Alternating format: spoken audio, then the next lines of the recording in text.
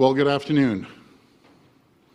Effective immediately, Ontario is declaring a state of emergency. We expect this to remain in place for at least 28 days.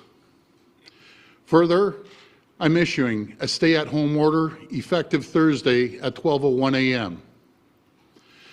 Under this order, everyone must stay home and only go out for essential trips to pick up groceries or go to medical appointments. Based on the advice from the Chief Medical Officer of Health, schools in Windsor-Essex, Peel, Toronto, York, and Hamilton will remain closed for in-person learning until February the 10th. By January 20th, the Chief Medical Officer of Health will provide recommendations for the remaining regions.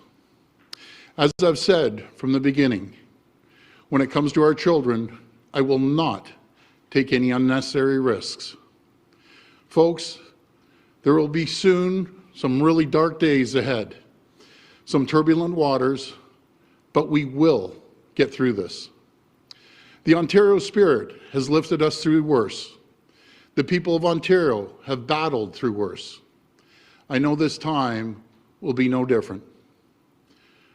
No more than ever, I need you to do your part. Stay home, save lives, protect our healthcare system.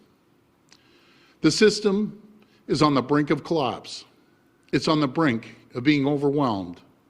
We're at levels we've never seen before. Last week I stood here and I told you that our province is in crisis, and the facts are clear. Cases and deaths are at the highest levels since the start of the pandemic, and community spread continues to escalate. The dangerous and very dangerous UK strain of COVID is being found across the province. Ontario had 8 new cases confirmed today. And if we don't move fast, our hospital ICUs could be overwhelmed by the first week of February. I know everyone is tired. I know everyone is sick of COVID, including myself. I know everyone wants to return to normal. New reports and data show 1/3 of Ontarians are not following public health guidelines. Many are traveling and gathering. And now, let me be clear. I'm not blaming anyone. Only one thing is truly at fault, and that's the virus. It just takes a moment. If you let your guard down, it can strike. Think of the teenager out with their friends, not wearing their mask. They go home, pass it to their parents. Later that day at dinner, the virus passes from parents to grandparents. Within days, the grandparent is in the ICU and tragically passes. This is a story we're hearing too many times. Stories like this are why we need to stay home, save lives. My friends, I know the stay-at-home order is a drastic measure, one we don't take lightly. Everyone must stay home to save lives. I couldn't be any clearer. Enforcement and inspections will increase. Provincial and local police, bylaw officers, workplace inspectors will enforce these new measures.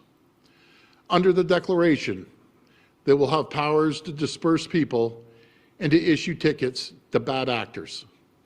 Bad actors who are caught, they will get fined. And I want to take a moment to address the situation in big box stores. I've seen the crazy lineups. We need more enforcement at these stores. So we'll be starting an inspection blitz of big box stores in the coming days. And I promise you, if we find any issues, there'll be consequences. We'll come down hard on these big box stores if we have to. And this enforcement, it will continue for as long as necessary. But ultimately, from day one, we've been counting on people to do the right thing. The success of these measures will ultimately depend on you.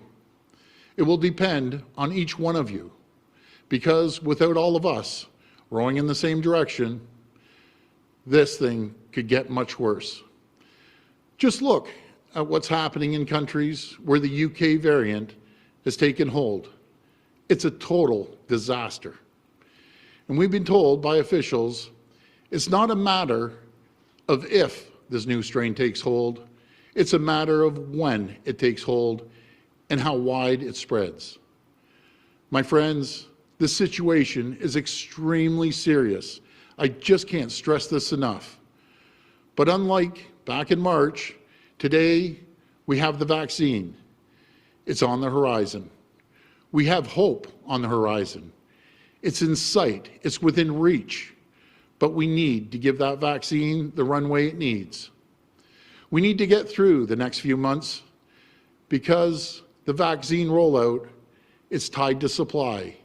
And based on the current delivery schedule from the federal government, we're still months away from the millions of doses we need to start getting critical mass of people vaccinated. I'm working with the feds. We will do everything we can to help them speed this up. But until then, we're vulnerable. Our hospitals are vulnerable. Our communities are vulnerable. My friends, I know the actions we've announced today are difficult, but they're absolutely necessary. And as your government, we will be there to support people and businesses through these tough times. We have the 24/7 off-peak electricity rate in place. We're providing $200 per child for the parents. We've worked with our federal partners to put in place the new CERB program to help families and workers, the wage subsidy and rent relief programs to help businesses get through these tough times. We have the new Ontario Small Business Support Grant, up to $20,000 to help owners with their costs. And we're also suspending the enforcement of residential evictions so people can stay home safely. As everyone stays home, we're doing everything we can to fight this virus. As Minister Elliott will share in a moment, we're ramping up testing in priority sectors of the economy. And we have a robust strategy for tackling COVID in high priority communities. My friends, the people of Ontario, we're strong, we are resilient. I've seen how tough we can be through the first wave and beyond. And as I've said before, tough times don't last, but tough people do. And we have the toughest people in the world right here in Ontario. My friends, stay home, stay safe, save lives. Thank you, and God bless the people of Ontario. Now I'll pass it over to Minister Elliott.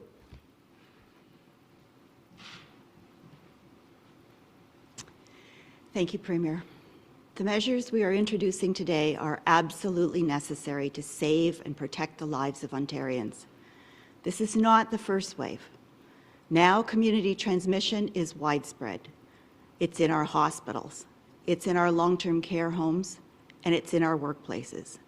The number of cases and the number of deaths due to COVID-19 are at the highest levels since the start of the pandemic a year ago. And in a few short weeks, our hospital and ICU capacity could be overwhelmed. Yesterday, 41 Ontarians died from COVID-19. It's been an extremely tragic year. Over 5,000 Ontarians have lost their lives to COVID-19 since this pandemic began. These are not just numbers or statistics. These were brothers, sisters, mothers, fathers, and grandparents. These were people with families, friends, and loved ones. And we send our deepest condolences to all those who have lost a loved one to COVID-19. This virus is having real impacts on families, on our businesses, and on our communities. That is why we are introducing additional public health restrictions to strengthen our province-wide shutdown measures. As you heard from Dr. Brown this morning through his modeling update, we must change our mobility patterns. Too many people are having too many contacts. Increased contacts result from increased mobility. So to break this cycle, you must stay home as much as possible. And that starts with a stay-at-home order. As part of the stay-at-home order, We are asking businesses to ensure that any employee who can work from home does work from home. All non-essential construction will be closed. All non-essential retail stores will be required to close by 8 p.m. with the exception of grocery stores, convenience stores, pharmacies, and restaurants providing takeout orders. Outdoor gatherings will be further restricted to 5 people. Wearing masks will be mandatory in all public places and should be worn outside as well when you can't keep 2 meters apart. School closures in Southern Ontario are being extended until January 25th and will be assessed on an ongoing basis by the Chief Medical Officer of Health. Schools in hotspots may not resume.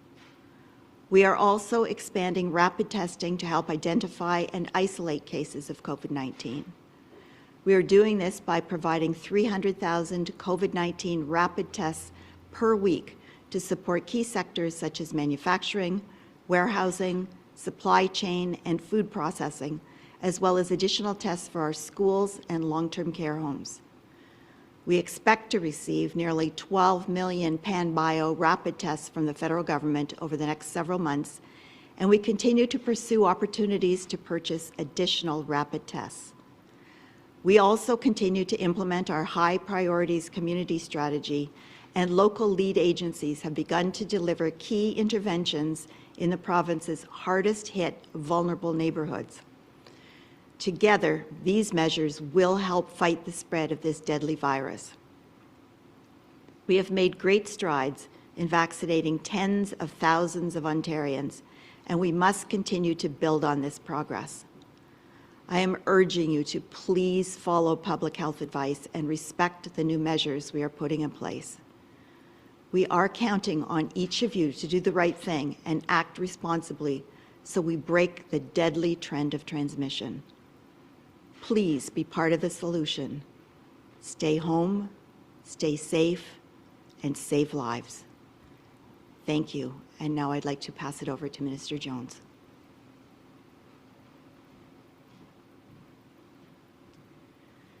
Thank you, Minister Elliott.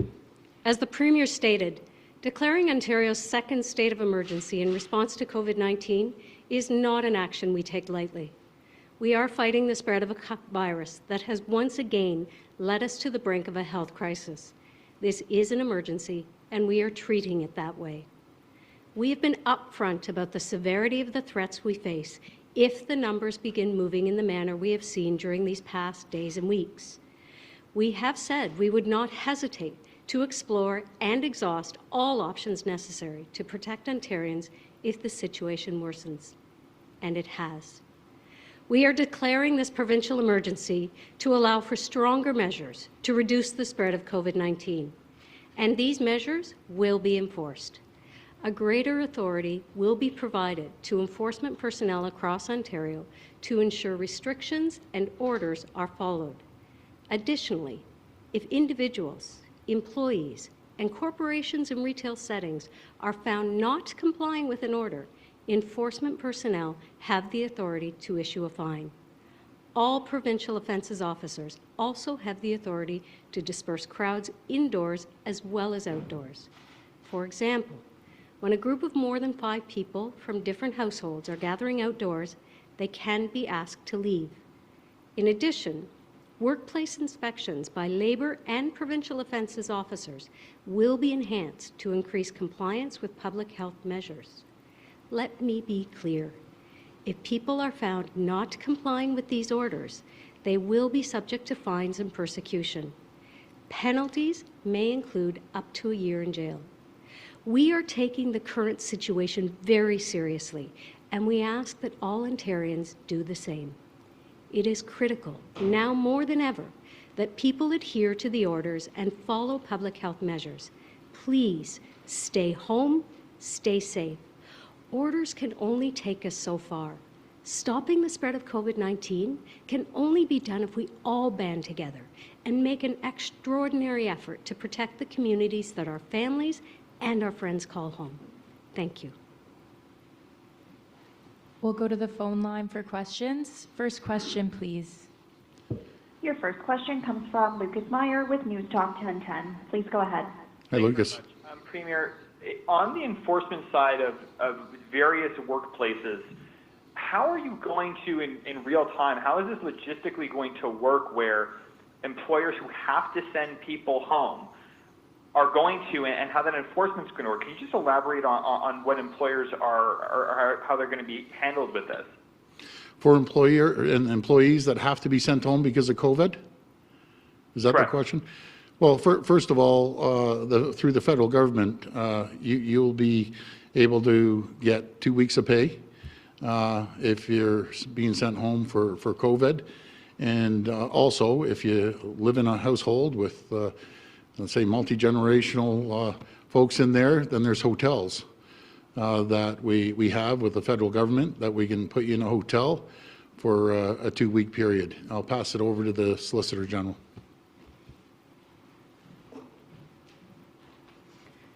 So the Ministry of Labour has 450 labour enforcement officers that are out across Ontario looking at the businesses that are open to ensure that they are complying, protecting their employees as well as their customers.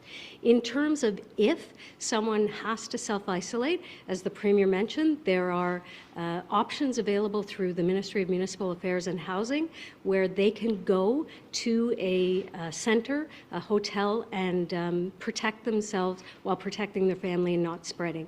So all of those options working together ensure that we make sure when you need to self-isolate away from your family to protect them, we have those options available to you.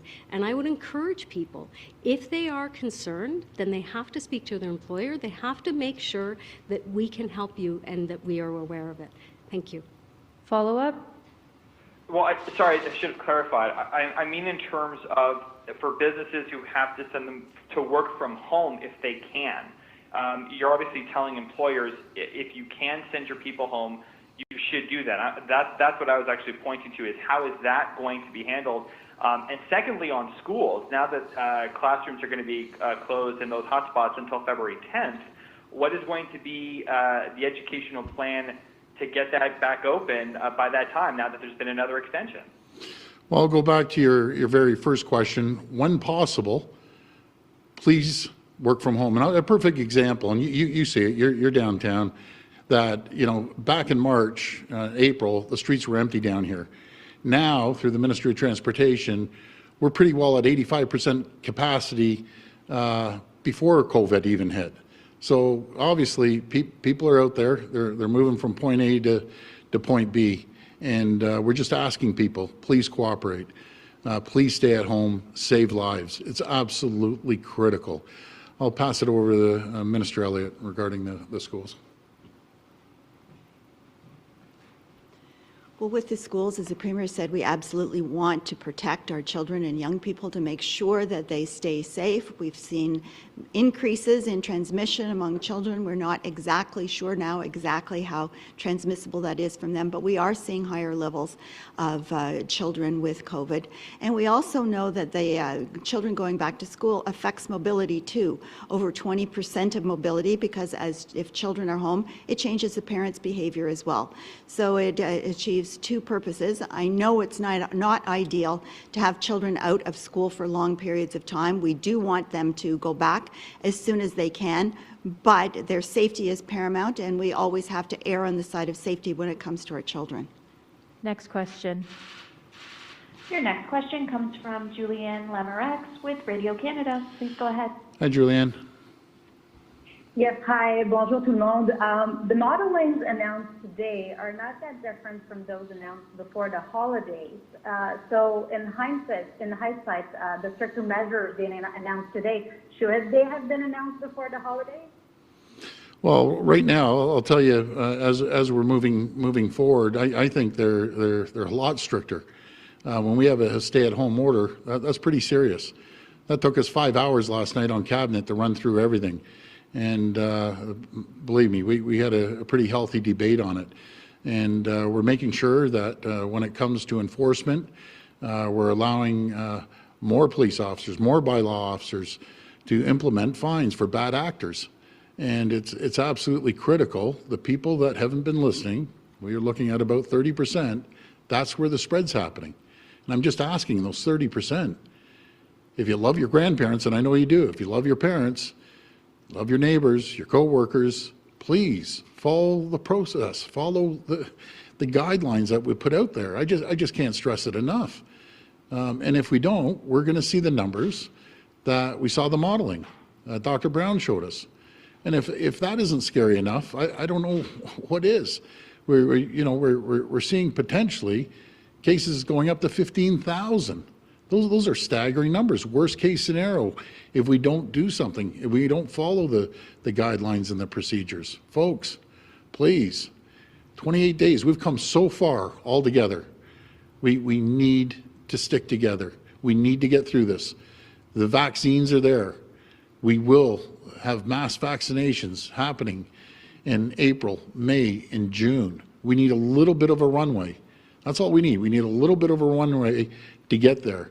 And in the meantime, General Hillier, he's out there. He has a well-oiled machine. We have great infrastructure. All we need right now are the vaccines. That's what we need more than anything. Follow-up? But the forecast presented this morning suggests that more deaths will occur in wave 2 in long-term care homes than in wave 1. And you had promised to put an iron ring around the residents of these homes. Where exactly did we fail? Well, I'll pass that over to the Minister of Health. Well, we are building that iron ring around the long-term care homes by the vaccinations that we're doing. And we have centered our vaccination efforts on vaccinating the residents of long-term care homes, their essential caregivers, and the staff that are coming in. And I can tell you that in the 4 hotspots, Windsor-Essex, Toronto, Peel, and York, we are proceeding very well with that. Windsor-Essex has already completed the vaccinations of all of their long-term care residents. Toronto tells us they will be completed by the 18th of January, and both Peel and York are also on track. This is the best way that we can protect our residents of long-term care who are so very vulnerable, and that's why they have been chosen to be first to receive the vaccinations. Next question. Your next question comes from Christina Tenelia with CP24. Please go ahead. Hi, Christina. Hi, Premier. Hi, everyone. Want to know what the difference really is here between a stay-at-home order and a curfew, and in terms of enforcement. Because I mean, what are police in these jurisdictions across the province supposed to do if someone's out and about and says, "Oh, I'm going to exercise. Oh, I'm going to the grocery store." There's no way to prove that otherwise. Also, I want to point out these enforcement measures have been in place for months. New Year's Eve at Nathan Phillips Square here in Toronto, about 350 people gathered. Toronto police chose not to ticket anyone. So these measures have already been around. Why are you so confident that now enforcement is going to work, and how will it work? Well, I'll start off before I send to the Solicitor General. I'll start off the differentiating between a curfew and a stay-at-home order. We're asking people, and we need help. Granted, I hear you. We have close to 15 million people, and we've never been strong on and ever applying a police state. A curfew is you aren't leaving your house. Simple as that. After 8 o'clock, you see what's happening in Quebec, the streets are empty. I've never been in favor of a curfew, and I'm going to tell you the reason why I've never been in favor of a curfew, and that's a hard lockdown. Cars aren't driving around, nothing at all, because I believe in the people of Ontario. And as soon as you tell the people of Ontario you've lost trust and we're going to have police chasing you down the street when you're driving, that's it, it's game over. You might as well throw in the white flag. Everyone's been working together for the last 10, 11 months, going through tremendous strain on everyone. But the last thing I've ever believed in, is having a curfew that when you pull out of your driveway after 8 o'clock, the police are chasing you down the street. I just do not believe in that. I'll pass it over to the Solicitor General.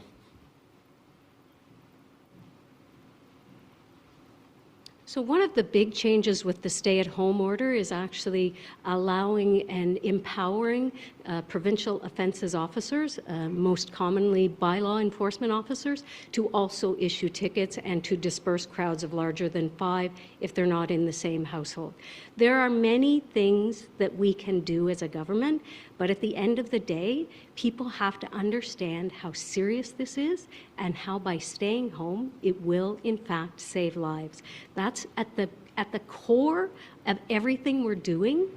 If people comply with that, if people understand how that will ultimately save their loved ones, their family members, their grandparents, then we have achieved a goal that is going to allow us to beat COVID-19 until we can get sufficient vaccines to vaccinate all Ontarians who wish to do so. Thank you. Follow-up? Yeah, I want to Christina. ask you about reduced hours for places like grocery stores and other similar stores. Are you concerned that will just result in more people heading out and shopping during condensed store hours? Because most of these stores, like Costco, for example, already closes at 8 p.m. Someone wrote to me saying, I opt to go to the grocery store late so I can avoid crowds and limit my exposure to others. And they're also concerned about limited hours is not helpful to essential workers who work shifts. Well, all retail stores and big box stores, and I want to talk again for a second about big box stores. I'm going to come down on them like an 800-pound gorilla. If they aren't following the protocols, they aren't following the guidelines, if they don't have 50% only in the stores, there's going to be consequences for them. I'm not going to mess around with these big box stores.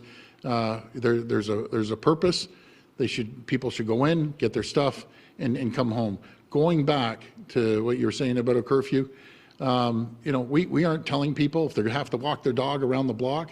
As Dr. Williams said, walk your dog. If you need to stretch your legs, walk around the block. All we're asking is for cooperation for the people.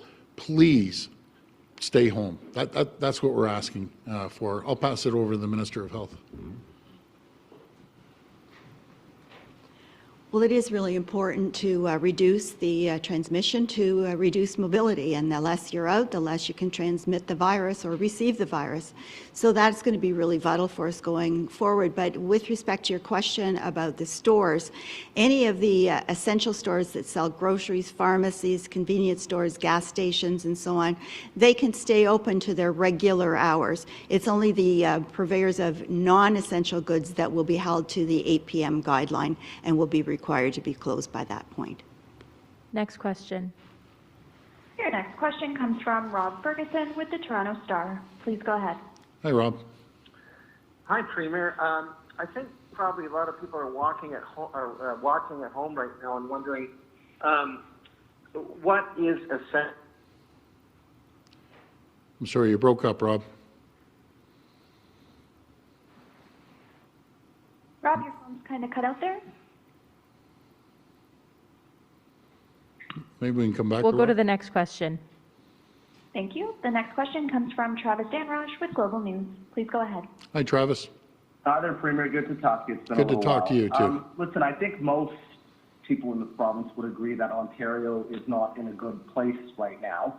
But when asked if the government bears any responsibility for where we are right now, Dr. Yaffe said yesterday it's the virus's fault, and then she went on to talk about Ontario's actions.